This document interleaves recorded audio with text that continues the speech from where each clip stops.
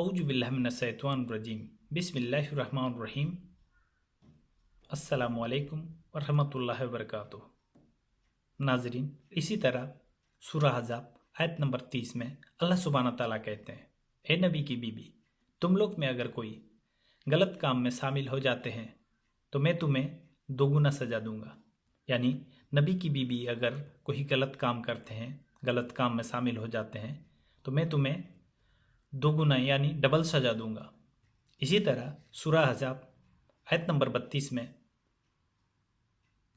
اللہ سبحانہ تعالیٰ کہتے ہیں، ہے نبی کی بیوی، تم لوگ کوئی معمولی عورت نہیں ہو۔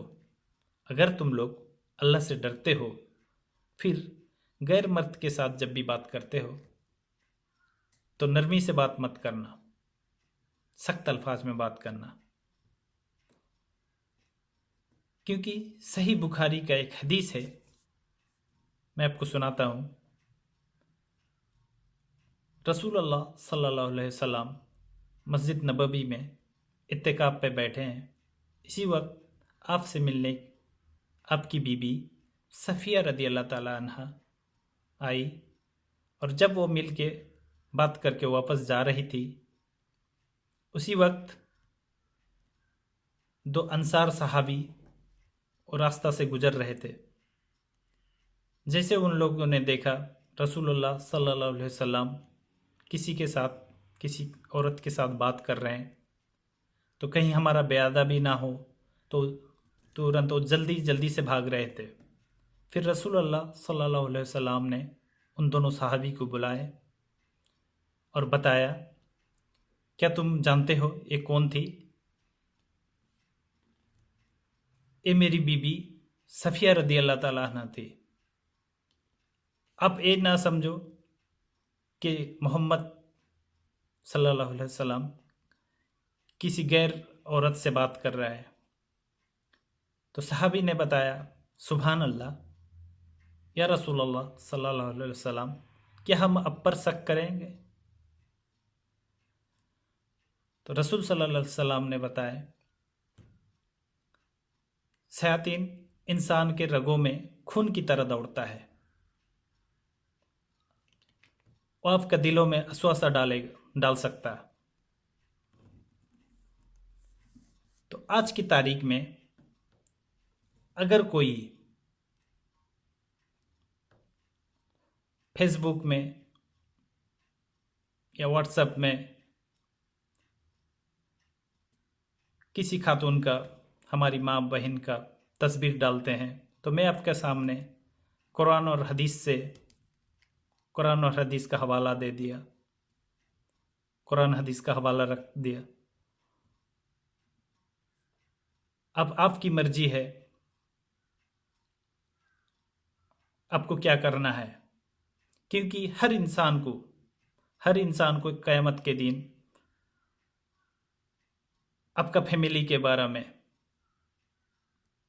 آپ کے ماں، آپ کی بیوی، آپ کی بہن، آپ کی بیٹی کی، آپ کے بچے کے بارے میں پوچھو گا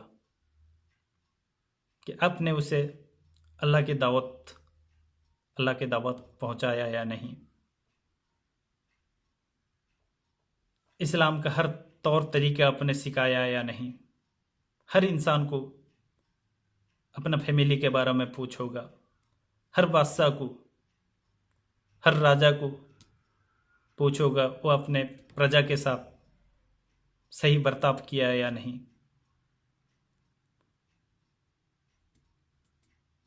تو یہ قانون ہم سبھی کے لیے ہے۔ اگر ہمارا گھر والا، ہمارا رشتہ دار بھی اگر قرآن اور حدیث کے طریقے سے اگر نہیں چلتے ہیں، تو جو سزا سب کے لیے ہے، وہ سزا ہمارے لیے بھی ہے، ہمارے گھر والوں کے لیے ہے۔ کوئی یہ نہ سمجھے کہ اب تو بڑے بڑے بات کرتے ہیں، لیکن اب کے گھر کی عورتیں، ان لوگ حجاب نہیں کرتی ہے۔ تو جب اللہ سبحانہ تعالیٰ نے بتا دیا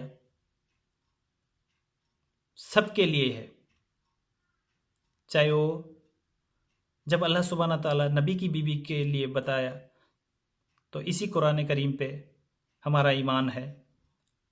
جو بھی غلط کام کرے گا، جو بھی قرآن اور حدیث کے حساب سے نہیں چلتے ہیں،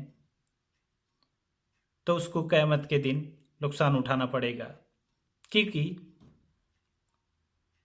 اللہ سبحانہ تعالیٰ سورہ نجم آیت نمبر 3 میں اللہ تعالیٰ کہتے ہیں وَمَا يَنْتِقُ عَنِ الْهَوَىٰ، میرا نبی جو بھی کہتے ہیں میرا مرضی سے کہتے ہیں، وہ اپنا مرضی سے کچھ بھی نہیں کہتے. اللہ سبحانہ تعالیٰ کہتے ہیں وَمَا يَنْتِقُ عَنِ الْهَوَىٰ، میرا نبی جو بھی کہتے ہیں، سورہ نجم آیت نمبر 3، میرا نبی جو بھی کہتے ہیں میرا مرضی سے کہتے ہیں، وہ اپنا مرضی سے کچھ بھی نہیں کہتے ہیں.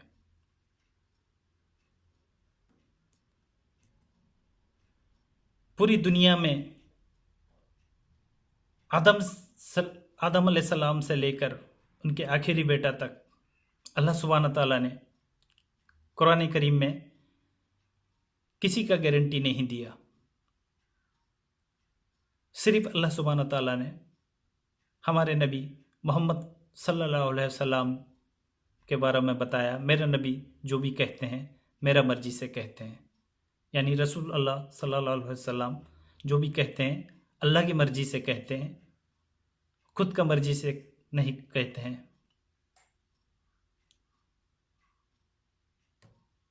تو آپ اور ہمیں، میں امید کرتا ہوں ہم سب اللہ اور اللہ کے رسول کے کہنا بات کو مانیں، قرآن اور حدیث میں ہمیں عمل کرنے کی اللہ تعالیٰ توفیق دے. اسی کے ساتھ میں اجازت لیتا ہوں، انشاءاللہ پھر ملاقات ہو گئی. السلام علیکم ورحمۃ اللہ وبرکاتہ.